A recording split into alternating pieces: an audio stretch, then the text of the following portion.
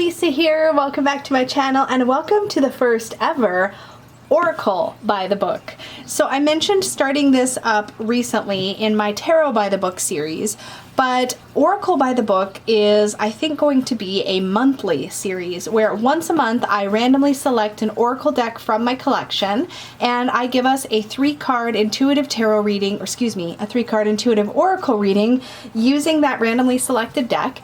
And after the intuitive reading, we'll look together at the guidebook, see what the book has to say about those 3 cards, and get a chance to see how this particular Oracle deck reads in person, or in action, I guess I should say. So this is what I love about the Tarot by the Book series. It gives us an opportunity to see decks or revisit decks that I've talked about in the past, see how they actually read, get some of my continued thoughts on what I like and don't like about the deck, well, usually like if I've got it in my collection, and also get a chance to see more about what the deck creator had in mind by getting into the deck creator's guidebook.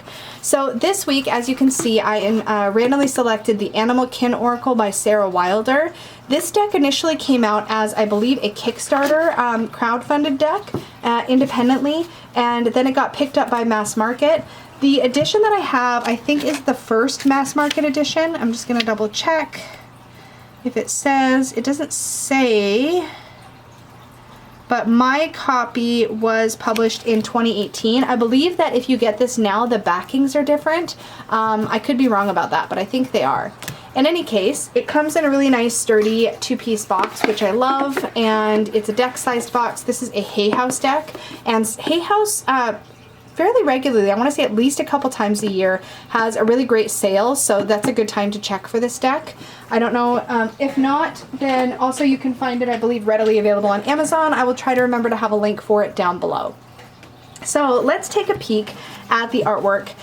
This has been my favorite Animal Oracle deck that I have ever owned, and it remains in that top spot, partly because I absolutely love the combination of the artwork and all the vibrant colors, the singular expansive keyword and the name of the animal, the fact that it has suits, the beautiful matte cardstock, and it sort of just checks all the boxes. It also has the animals that are important to me included in the deck, 2 of the most important of which for my personal practice is the unicorn and the ladybug.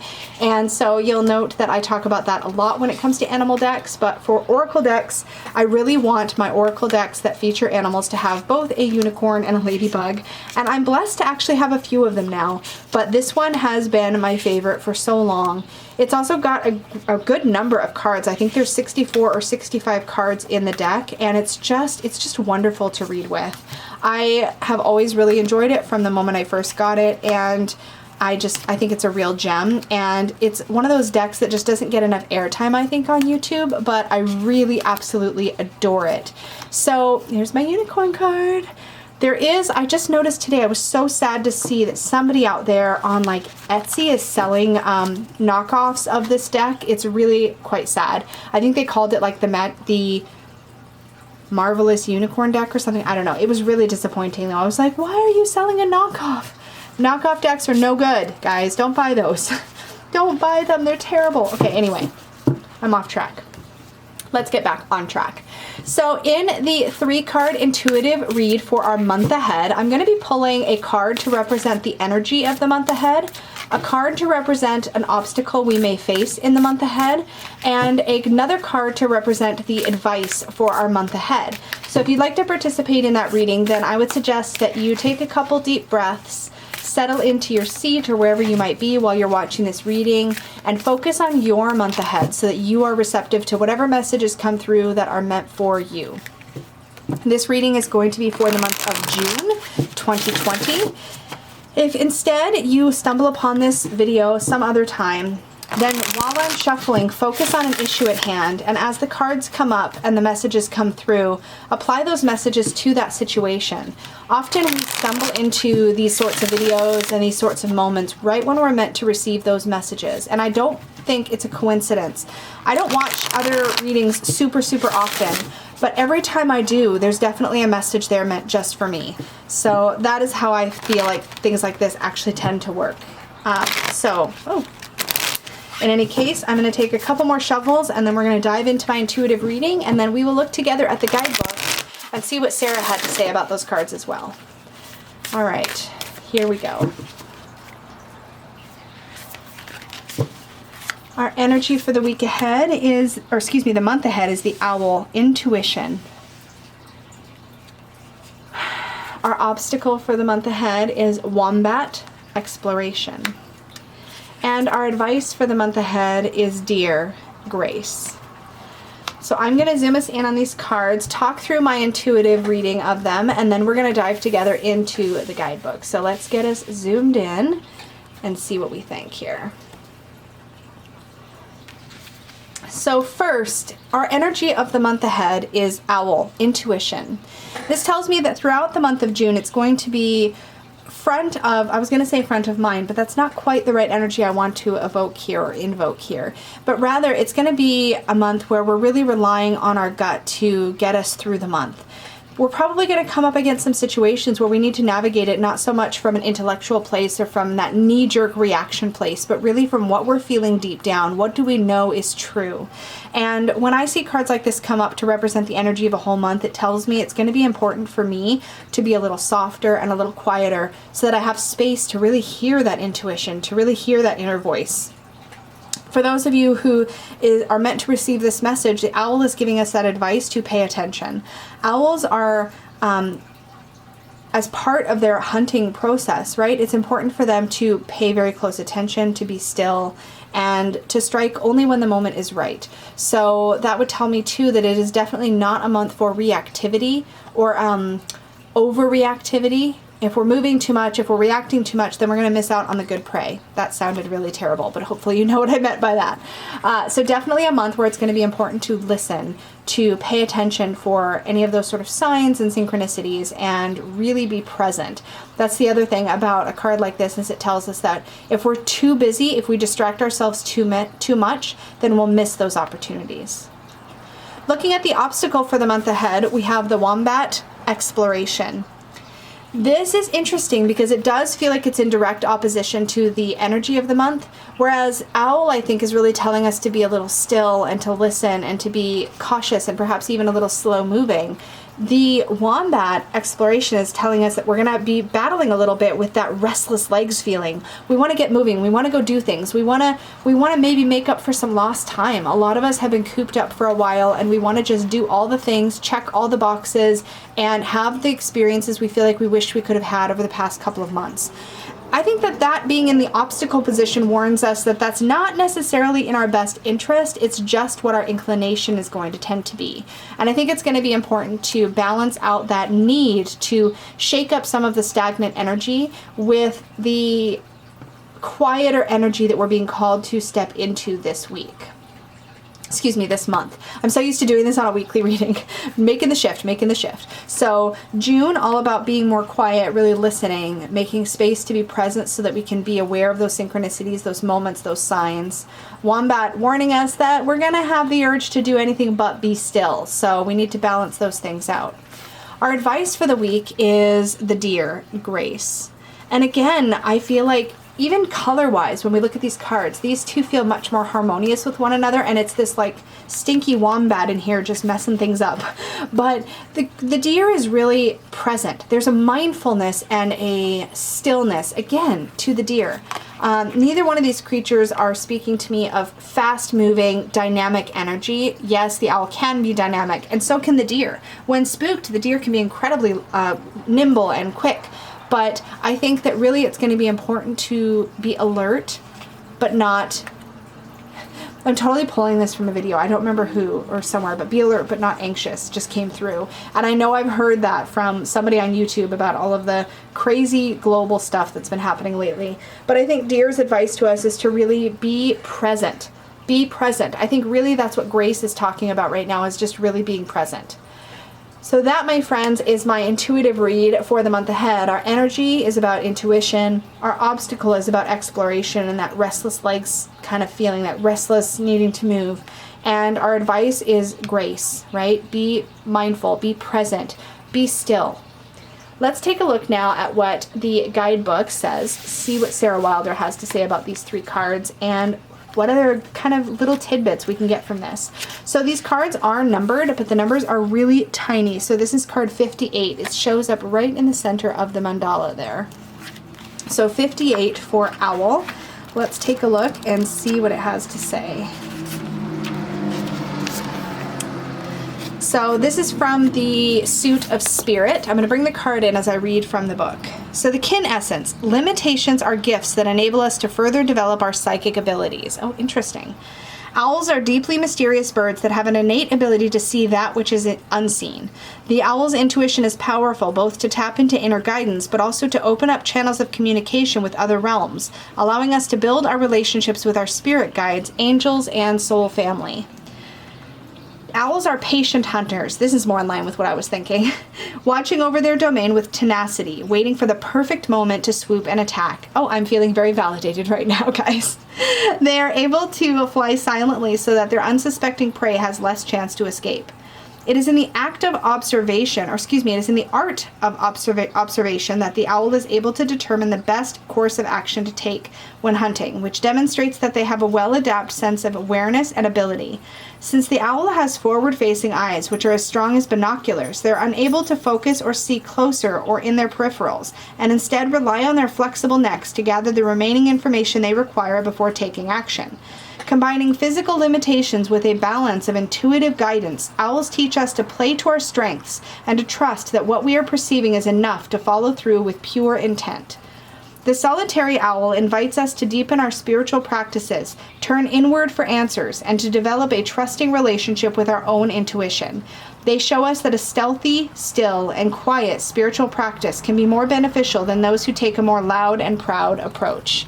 Wow, I think there's a lot of good stuff there to add to the reading. So notice what jumped out at you from that and run with it. I really feel like there's definitely that observation energy coming through for sure. It's definitely a month to observe, to pay attention, not to be too jumpy, right? Let's take a look next at our obstacle of the month, which is Wombat. And I think I keep saying weak, and I'm very sorry. I will adjust, I promise. So Wombat is card number 12. Let's take a look. I'm pretty sure that is in the Suit of Earth. Oh, yep, Earth. So let me pull the card up and we'll read from the guidebook. So, kin essence. The key to balancing all of life's callings is to explore innovative solutions. The wombat is one of the world's largest burrowing animals. They excavate... Hi, Shayla. Are you having a little shake? Yes. Are you making yourself known? Oh, hello. My dog is like, pay attention to me. They excavate a burrow that becomes their daytime dwelling, only venturing out as the sun sets to eat grasses, leaves, and roots. They're often grand homes under the... Excuse me. Hi. Hello. They're often grand homes under the ground consist of up to 12 burrows, although they tend to use only a few as their more frequent dwellings.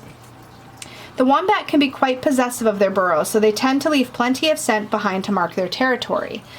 They have very few predators in their natural habitat in Australia, meaning that they can wander and explore without many threats. They are robust and unaffected by cold climates, hence why they're often found in mountainous, snowy regions.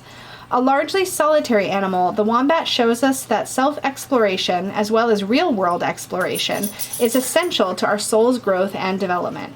They also teach us of the importance of having a beautiful home base that we feel is ours and ours alone, physically, mentally, and spiritually. Unlike most marsupial mammals, the wombat has a reverse pouch to rear and store their young, allowing them to continue on with the things they enjoy, digging, burrowing, and uprooting things, with minimal hindrance or impact upon the lives of those they love. Wombats are true masters of balancing duty and passion. Oh, interesting. So there was a lot more there that I didn't get intuitively. So I have to let my dog out. She's like literally losing her mind. There we go. There was a lot more than I got intuitively, for sure, about the way that they care for their young, about the way that they continue on and sort of persevere even when they have little ones to take care of. That's really interesting. And I think there's something to be said there about the obstacle and how we might be feeling really weighed down by our responsibilities and still be able to get things done if we just think a little more innovatively about how we're going to go about our work. Finally, our advice card was Dear, which is Grace, and that is card number 4. So let's take a look at card 4. Grace. Also in the suit of earth, the kin essence, know when to enter battle or make a subtle retreat. Ooh, okay, so that seems a little bit in line with my advice. Let's see how it goes. When we call in our initial associations with this creature, we are usually drawn to the visual of the deer standing quietly in the woodland, staring off into the distance as though in a permanent state of high alert. They ooze a gentle demeanor, treading lightly amongst the terrain, foraging, munching, or running from potential danger or predators. Although highly sensitive and often fearful, these majestic creatures can also command a strong presence with their amazing horned heads. Like many land mammals, the males can put up a fight when it comes to encountering competition and display overt dominance when they believe themselves to be a strong candidate for a partner. Deer teach us about being in tune with our surroundings and to not become complacent in life. Although generally considered as graceful, gentle creatures, deer are also well equipped to handle the many challenges they encounter in their daily lives. We can see this is reflective within our own lives, this intuitive sense, intuition again, this intuitive sense for knowing when something doesn't sound, feel, or seem right. It's all about fine-tuning this birthright and discerning between actual threatening situations and general oversensitivities. The deer is not just a symbol of physical beauty. More importantly, it shows us that beauty is also about how we carry our energetic bodies and how important it is to connect with energetic beauty in order for it to flow throughout all aspects of life.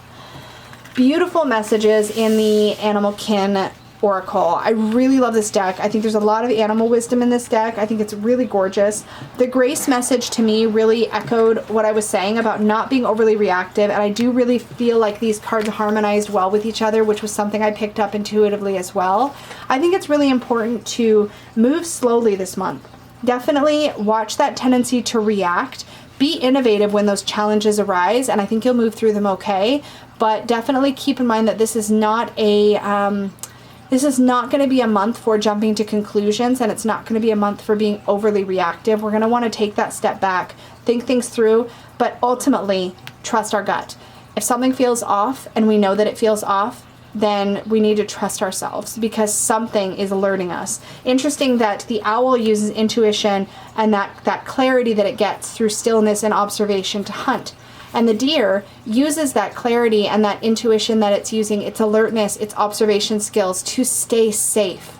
So while the energy of the month may be about moving things forward and using your intuition to do that, it's also going to be about how can you keep yourself out of danger as well. And by danger, obviously, I mean like regular situations that can get sticky. So that, my friends, is Oracle by the Book for the month of June with the Animal Kin Oracle deck. This was really fun to do. I think I will continue these for a while. I would love to hear your feedback if you like these series things that I do on the channel. If you want me to continue this one, if you'd like having a month ahead reading in addition to our week ahead readings, let me know. If it's too much and you're not into it, that's cool. Let me know that too. I always like to know if I'm annoying a large amount of people with the content I choose to put on this channel, although I will still always do what I want here because that's how I roll. But thank you so much for hanging out here. I really appreciate it. Remember to like this video if you enjoyed this content. Share it with your friends if you know somebody who this month ahead reading might resonate with. Make sure to subscribe if you're new here so you don't miss out on my future videos. And if you would like to book a reading with me, you can do that over at supportivetarot.com. Thanks so much for hanging out with me for this Oracle by the Book video, and I will see you guys in the next one.